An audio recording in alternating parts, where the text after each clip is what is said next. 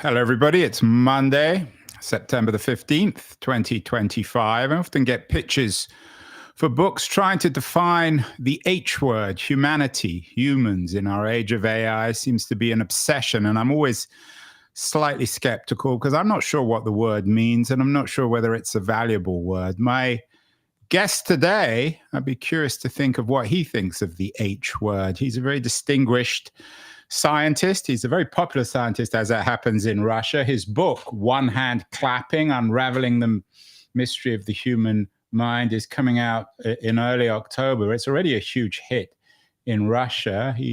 Nikolay Kukushkin teaches at NYU. He's talking to us from his office in downtown New York. Nikolay, congratulations on the new book, although it's not so new. It's already come out in Russia. Is the H word any value? Should we be using it, particularly in our age of AI? What does human actually mean to you? Easy That is a great question to kick off with, Nikolay. I think it still makes sense to refer to us as humans. I think that historically we have oscillated between being too obsessed with being human and taking great pride in presiding over the rest of the world and being this divinely ordained species that is above everybody else. That's one extreme. And then the other extreme is to consider ourselves, just atoms and molecules, or even worse, this virus that destroys polar bears. I think that there is a middle ground. I think that we can take pride in being the human species while recognizing that we are an inseparable part of nature, and you cannot pluck us out of there and compare us to the rest of the world as if we don't belong there. And that's really the essence of the book. So, Nikolay, tell me about this character, Nikolay Kukushkin. Who are you, and why are you interesting? Well, I am a cell biologist turned neuroscientist. I grew up as someone who thought about molecules and cells, and later became interested in the human mind, which I think is the opposite of how people usually come to neuroscience. Usually you start with being interested in the human mind, and then you start thinking about how molecules and cells make that happen.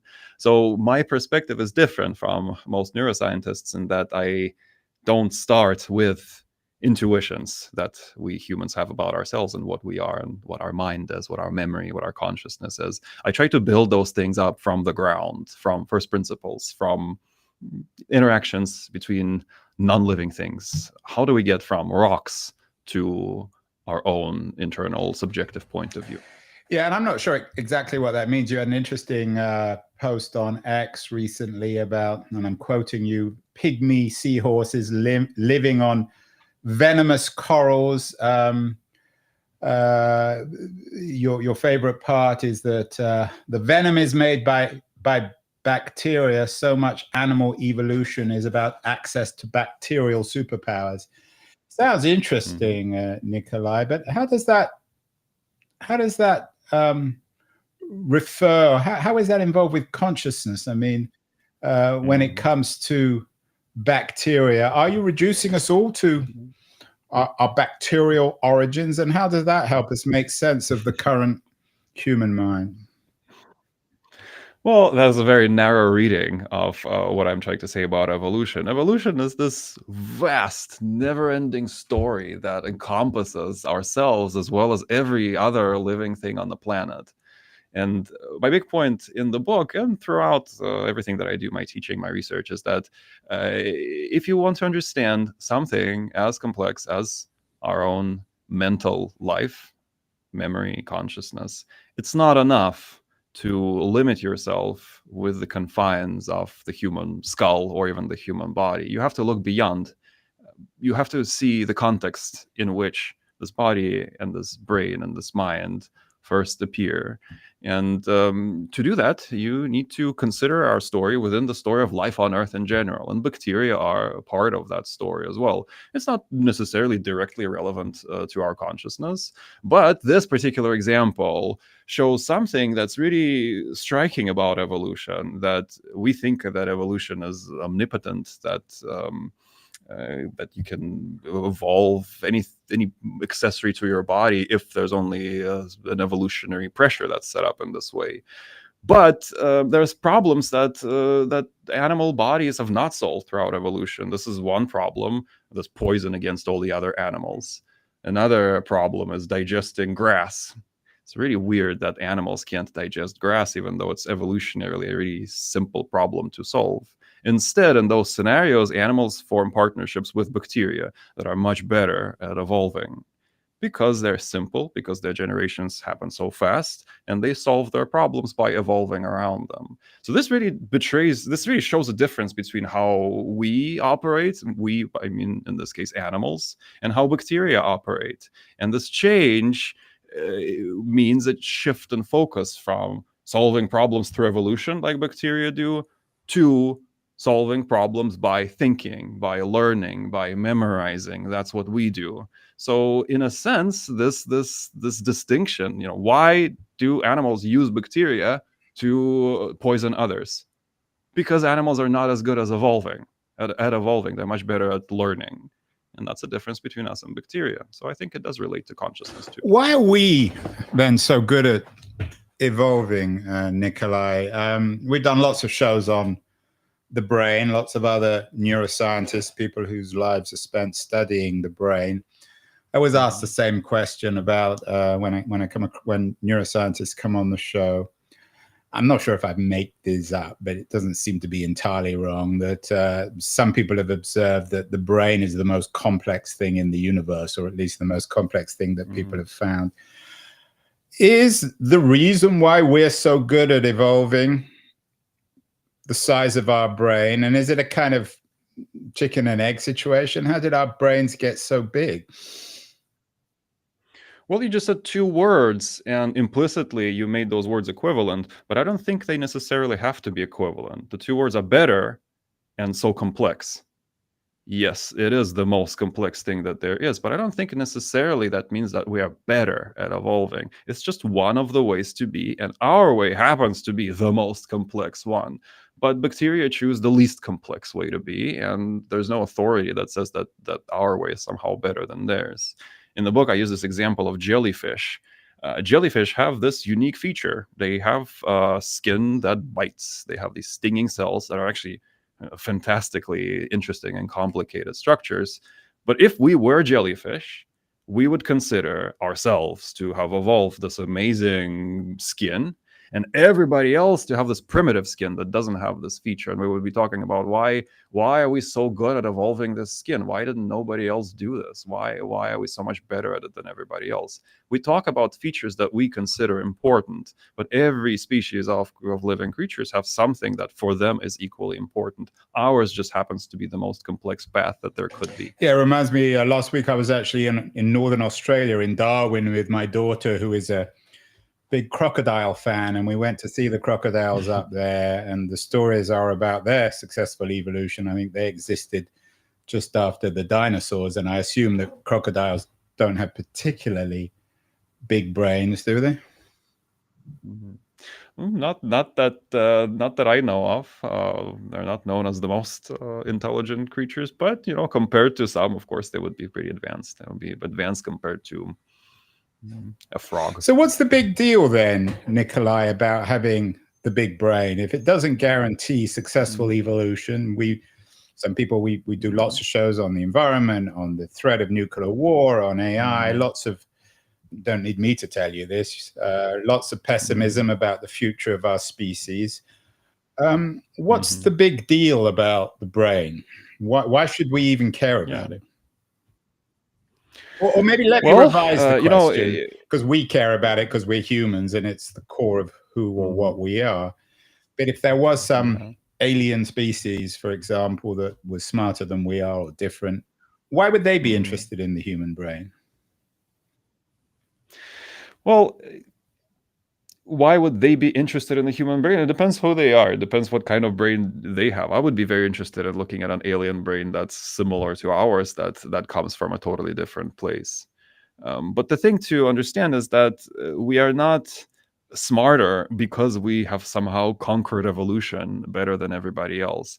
If another animal, if like a rhinoceros, for example, needed this brain of ours, if it needed its brain to be twice the size that it currently is, then over millions of years, it would have definitely achieved that. The question is, the real question, I think, is why did we need these extraordinary brains more than anybody else on this planet? That is what would make us interesting. And I think the answer to that question is because of language. We have such big brains because of language. It didn't happen overnight. Some people think that language is something that just exploded and all of a sudden everything changed. No, I think it was a gradual process.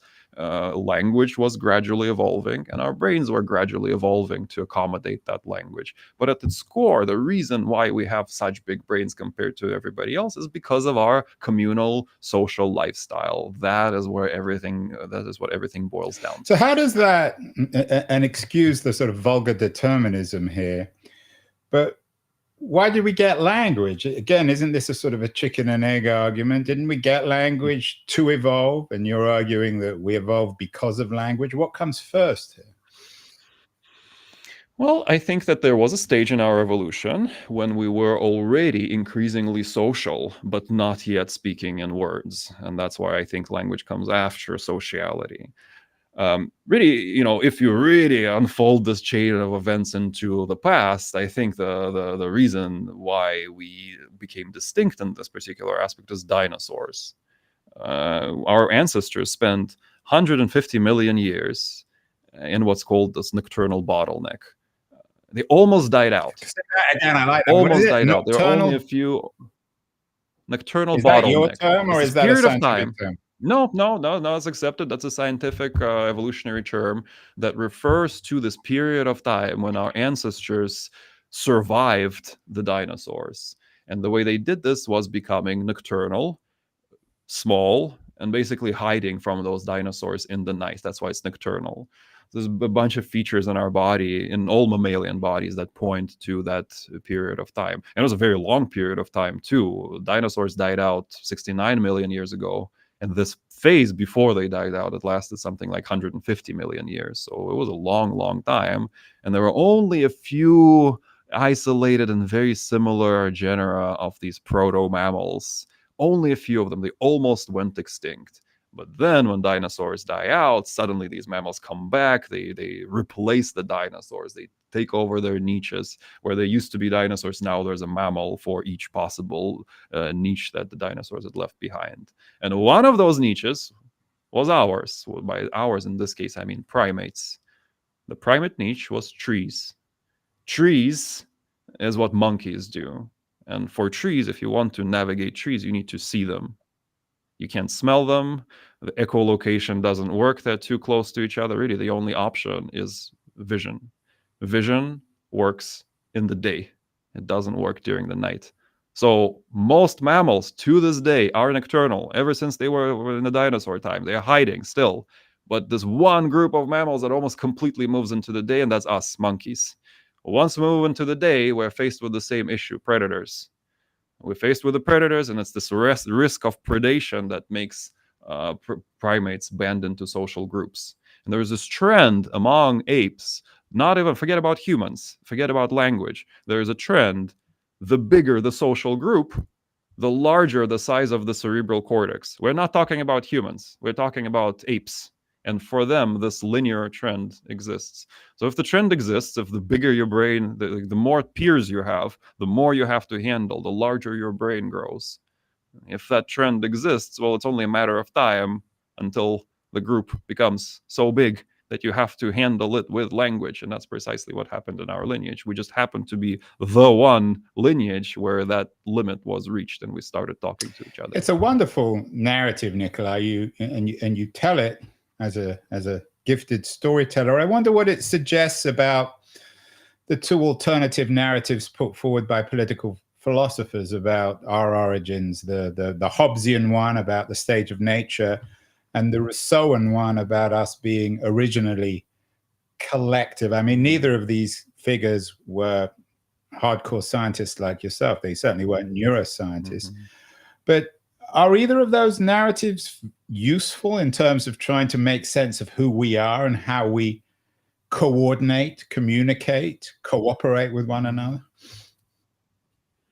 Well, I think they're useful only in as much as they present us with these two polar extremes, which we can use to guide the range of what it means to be human. But I have here on my shelf a great book, The Dawn of Everything by David Graeber and David Wengrow, that looks at these two alternatives and comes to the conclusion that humans have covered all the range, all the entire spectrum between those two views at some point and at some place in their history. And that's what I believe. I think that we don't need to accept these simplistic stories, but certainly in some societies they probably were implemented at some point. But the idea of isolation, then, if it doesn't go against humanity in terms of your narrative of evolution, it's not central. We've evolved, or we've got these huge brains because of our need for language and cooperation. Sure. Yes, you could put it that way. Yeah. The book subtitle, I want to get to the title in a second, one hand clapping. The book subtitle is Unraveling the Mystery of the Human Mind. As I said earlier, my understanding is that most scientists acknowledge their ignorance of how the brain operates. What for you is the great mystery of the human mind? Well, I think the great mystery is the divide, is that line between the mental and the physical. That's what puzzles us about consciousness. We want there to be a line beyond which there's a mystery that is unexplained, and no matter what science says that the brain is or the body is, we want there to be more. And so we draw this line between the mental and the physical. And I think this line is imaginary. And I think it's the same line as we once, as a society, as a species, drew between humans and other species. This we already referred to this human exceptionalism. We no longer believe that. It's the same line that we once drew between living beings and non-living nature. This idea of vitalism, that there's some special vital force in living organisms that distinguishes them from non-life. So I think it's all the same thing. I think this dividing line that we try to draw between us and the rest of the world is the same thing, and we just happen to currently be at this one that divides our conscious mind from the rest of the world. But I think in all of those cases, what we're really getting at is this impression, this subjective sense that we have that there's something really special and magical and unexplained about our human subjective experience. But I think that just as we let go of those lines in the past, when we're talking about evolution and the origin of life, we will have to let go of this line between the mental and the physical and accept the mental process as part of the physical world. And that's what the book invites the reader to do, ultimately, to consider your consciousness and your mind as a natural outgrowth of nature. But the way you're presenting it, then, it's not a mystery, it's a myth. You're suggesting that the history of philosophy, of this obsession with consciousness, of trying to understand ourselves and being in the world itself, that's less of a mystery and more of a myth. So where's the mystery here? Mm-hmm. Well, you might you might say that mystery is a question, is an unresolved question. I think there is something to the sense of mystery that goes beyond being an unanswered question. I think mysterious is different from unanswered or unexplained. Einstein referred to this sense of mystery as this greatest human emotion that is the core of all religions, this sense that motivates all science, the sense of the mysterious. And I think it is mysterious that we experience the world in what seems like this magical point of view that doesn't align with anything that we know intuitively about the rest of nature. There is a mysteriousness in it. But I think the question, the unexplained aspect of it, it dissolves if you stare at this mystery long enough. That's why the Zen riddle, the Zen koan, is at the Right, title. one Is in hand the title clapping. of the So book. explain the title. The sound of a single hand clapping. It's one that you're certainly not the first or the last person to use as a metaphor for making sense of your argument. Well, there's many ways to think about this koan, and in general, a koan is the Zen exercise. It's supposed to give you this riddle, which suspends you in a questioning Zen state of Buddhist mind. The riddle, a goal is, koan. yes, a Zen Buddhist riddle. It's not supposed to just directly answer your question, but the point here is to raise this sense of questioning, this mysteriousness. And so the way that I think about it is, anytime we experience something, there are two things coming together. There's two hands coming together, myself and the world, this inner mental view and physical reality, and they come together and they make a sound. Those are the two hands clapping. But in reality, there is only one thing. There is only one hand. We, our bodies, our minds, are part of this world around us. And so somehow we need to make sense of the sound coming out of just one hand, of single entity producing that sound. So there's this tension between mental and physical versus it all being one single thing. That's what this one hand clapping aims to capture. So it's both true and also illogical. Is that fair? I think so. It invites you to imagine what seems unimaginable. And of course, when we did that in college, and we all did this, you can do that, but that's not the point of the koan. The point is to imagine the sound of a single hand producing this clap without the second hand. And that's precisely what we're doing in this book. We are imagining how human experience comes out of the single unified flow of nature. And you don't do that by finding some hidden answer that you didn't know before. It's not that suddenly science discovers that consciousness is this new physical force and everybody goes like, oh, okay, well, now finally we have explained this. It's never going to be like that. It's always going to be about reframing it in your own mind. Is about twisting what you already know about the brain into a different perspective. Do you have any children, Nikolay? No. So you haven't had the pleasure of explaining to 6-year-olds complicated things. How would you explain this, though? Imagine having, I'm sure you've come across some 6 and 7-year-olds. You teach at NYU, so I'm not going to make any jokes about NYU students. My son went there. How do you explain this to children?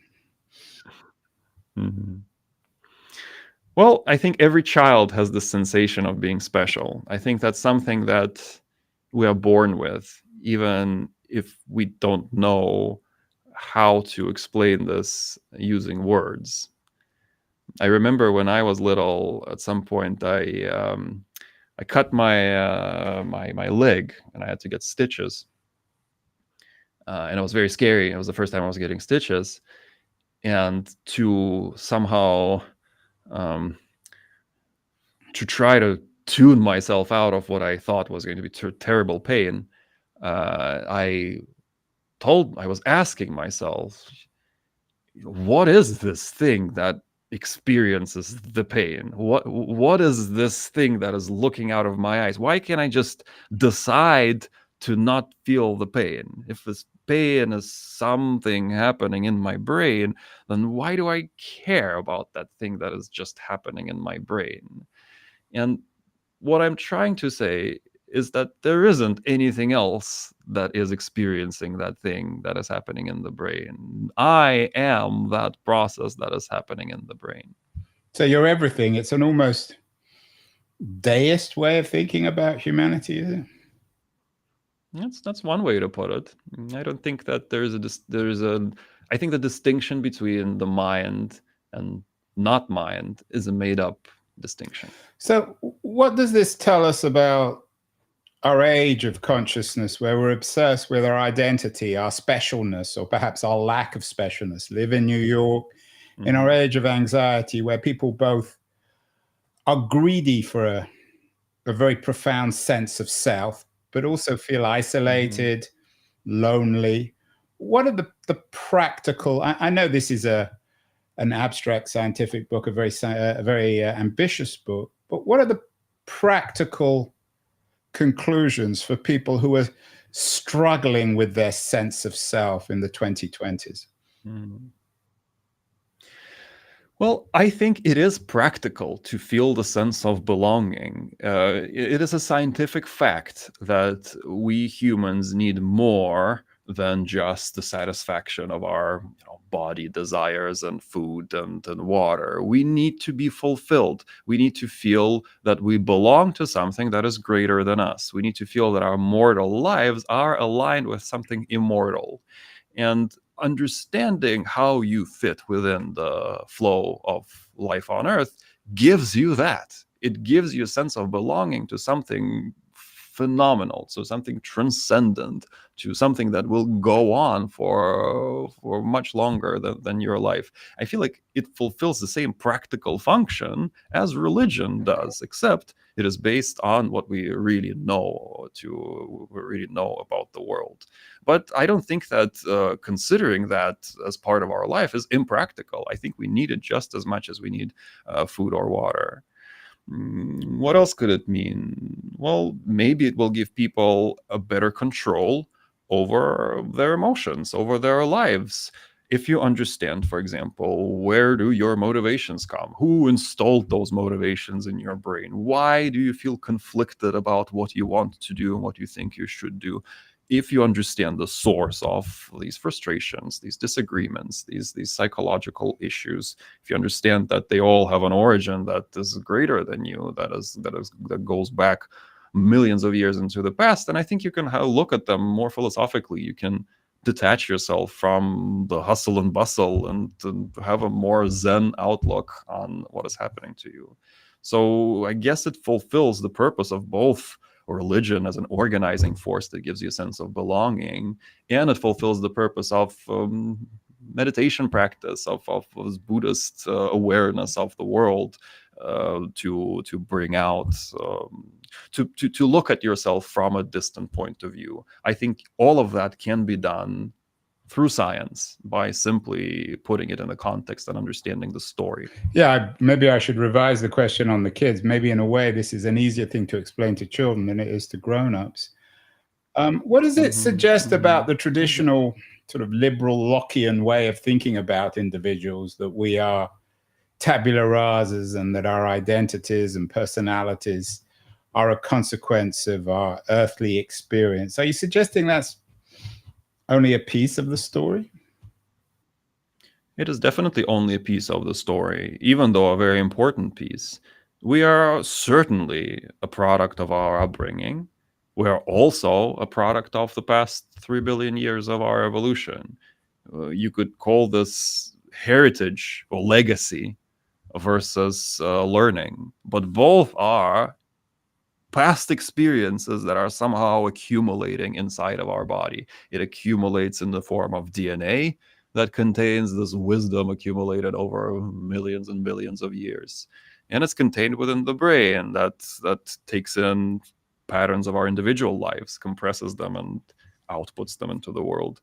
So both are true. Our lives are a synthesis of our personal life, but also of all the lives that preceded us. And I think there's satisfaction and pleasure to be found in just this realization, just knowing that. You're from Russia, of course, the home of, no, not the only home, but one of the homes of successful collectivist thinking, from Pan-Slavism. I don't know about successful, Well, but certainly definitely successful in their ability to affect the world, from Pan-Slavism to Russian nationalism to communism. You're not a political thinker, but I wonder, Nikolay, whether your theory suggests in some ways an evolutionary contribution to things like to collectivist theories, from Pan-Slavism to communism. Well, there's a big question of which model of society is the weird one. Which one requires explanation? I always teach my students, when we talk about analytical thinking, about how to form scientific theories, I tell them that you can only explain things that stick out of the ordinary. If something is the ordinary, then you always will have a million explanations and none of them will be the explanation. You can only explain things that really stick out, that deviate from the norm. So the question is the collectivist thinking the norm, or is the individualist thinking the norm? As far as I understand it, the majority of societies throughout human history were collectivist, and only a select few, due to some specific events in history, became more individualist, more focused on achievement within an individual rather than clan-based achievement, family-based achievement. And so that maybe is what requires a special explanation. Maybe what you call the Russian model, the collectivist model. Yeah, and I That's say the it's one of the default. Maybe models. that is inherited. I don't want to Yeah. Sure, fetishize the sure. I Russians too understand. much. They get enough fetishization But from other people. that's What true. about the American model then? Is that for you, in a weird way, and I use this word carefully, unnatural? Well, what is unnatural? Unnatural is a strange word. If it happens in nature, then it is natural. There's no such thing as unnatural. We really like to contrast what we do with nature as if we somehow don't belong to it. And just as there are different evolutionary scenarios that lead to different body plans, there are different cultural scenarios that lead to different societies. There is an argument to be made that this American model is derived from maybe a British Western European model, which itself has to do with Christianity, maybe Protestantism specifically. There are some philosophers that trace this model of society to religion, to dogma. I don't think that contradicts anything in the history of the world. I think that everything that happens for a reason, and that's what natural means. Yeah, but some routes are cul-de-sacs. So I take your point that if it happens, it's not unnatural because it's happening. But sometimes we turn down the wrong road, don't we? And so we go down a cul-de-sac and we realize there's no way through, so we come back out in the same entrance. Is that possible in terms of our obsession these days, particularly in the United States, with individualism? So you're asking me whether American society is on its path to evolutionary decline. To put it politely, yes, or vulgarly. Maybe that could be the subject of your next book. I'm not prepared to make that. Yes, let's put it that way. The past few years have changed my mind on the arc of history bending towards justice. That's what I used to believe, and I no longer believe that, unfortunately. What does it bend towards now? I'm not ready to say. Maybe I will in a couple of years. Maybe that can be the subject of your next book. Finally, Nikolay, you're an unusual fellow. You're popular in Russia. You're a best-selling author in Russia, obviously a popular scientist in Russia, as well as a successful professor at NYU, the author now of a book in English, One Hand Clapping. In all this evolutionary stuff, of course, there are these arguments between humans that sometimes, in a bigger sense, don't make any sense. What do you make of I don't want to keep on going back to the US and Russia. The world seems increasingly disunited. People don't trust one another. People are stopping one another coming to their own countries, whether it's Russia, America, Western Europe.